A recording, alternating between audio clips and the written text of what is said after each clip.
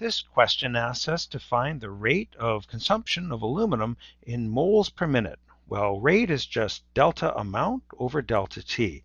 So I see that with double checking the units, I need these amounts, but I also recognize that the mass that is changing is representing the amount of hydrogen that's produced. After all, it's escaping, and the aluminum is not.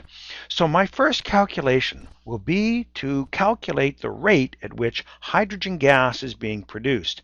Looking at the table, I see that the rate is constant throughout, and so I can just simply choose any time interval that I want. That's why no time interval was given in the instructions.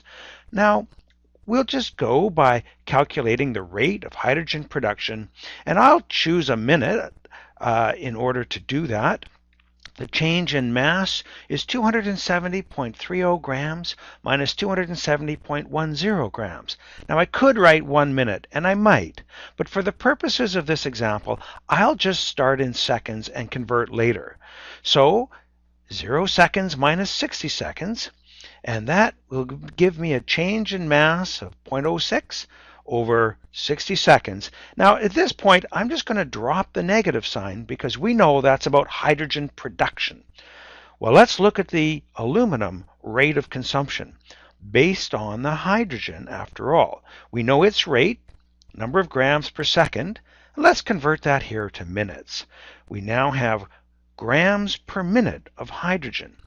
But to use the balanced equation, it has to be in moles. So I'll bring in the molar mass of hydrogen and check that my units are canceling. Moles of hydrogen per second is now being converted to moles of aluminum, not per second, that was a mistake, per minute. So calculating that, we get 0.02 moles of aluminum per minute. Now, that's 2 sig figs. Make sure you get that right. This would be a 3-mark question. Many students ask why it dropped to 2.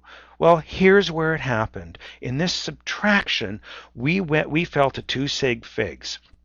And so from that point, it was determined that the final answer would be 2 sig figs. Well, that's it. Thank you very much.